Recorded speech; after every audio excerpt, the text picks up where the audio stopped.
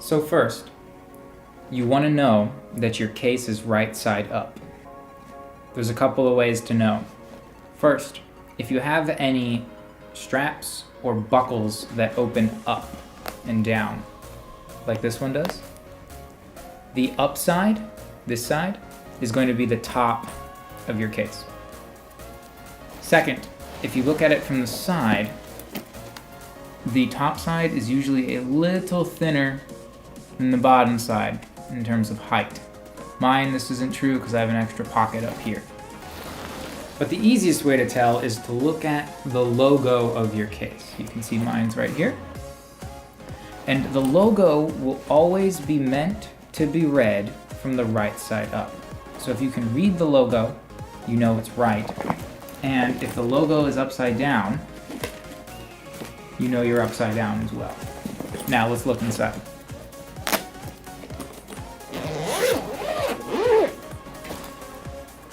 Here we have the inside of the Clarinet case. Yours might look a little different, and that's okay. Let's talk about the parts. This guy is the bell. This one is the barrel. This is the mouthpiece. And these two, these big parts, are joints. We have an upper joint and a lower joint. This one, with the gnarly side keys, is the upper joint. And this one, with these teardrop looking guys, is the lower joint. Before we put it all together, there's something very important we need to talk about, and that's this brown stuff that you see on some of the connectors. This is called cork. And cork needs to be greased in order for it to not be too stiff when you're putting it together. So for instance, if I take this, which I haven't greased in a while, and try and connect two parts, I've got to kind of push it, and it's hard. And if I'm working real hard to get this together, then I can actually bend my keys, and you don't want that. So what I'm going to do is I'm going to take this cork grease, it works a lot like chapstick, okay? And I'm just going to cover lightly the cork. Notice that I'm not greasing the wood, just the cork. If you want, you can rub it in with your finger to make sure it gets all over. And just make sure to wipe your finger on something. I've got a rag over here. And then, once we've done that, connecting is easy. It slides right on. So be sure, before you put your clarinet together, that you grease all of your corks.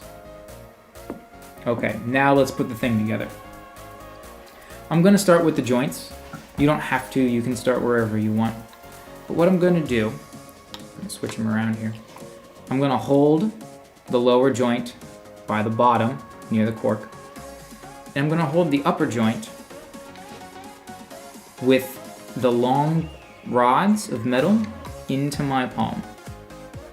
And I'm gonna hold it towards the bottom end of the joint, away from the empty space of wood. And you'll notice on the lower joint, there's this key. This is called a bridge key. It connects to this key right here on the top joint, which is also a bridge key. And if you're not careful, they can jam and touch each other. And what that's going to do is that's going to bend one key or the other. So to avoid this, when we put these two together, we're going to press down very lightly on the keys in the upper joint. And what that'll do is it'll actually raise this key above the height of the lower joint's bridge key. Now when we put them together, you want to make sure the bridge keys aren't aligned, that they're not going to run into each other right away. Gently push about 1/8 of an inch in, Make sure the top bridge key is raised, and then we're gonna twist and push at the same time, back and forth gently until they're together, and the bridge keys are aligned. You see the top joint is directly above the bottom joint. From here, the bell goes on the bottom joint. And we're going to use the same method. We gently place and then twist and push. Now the barrel goes on the other side on the top joint. Just gently place, twist and push. And last, the mouthpiece goes onto the barrel. Gently place, twist and push. Now, on the barrel and on the bell, you might see on your clarinet a logo. Mine are faded, they're difficult to see. You can, if you want, align the logo here with the logo that will be here, and the logo here with the logo you might be able to still see there. You don't have to. They don't have to be aligned, but if you wish, you can. The mouthpiece, this part, the opening, does have to be in a certain location. You see this long key here, which is called a register key.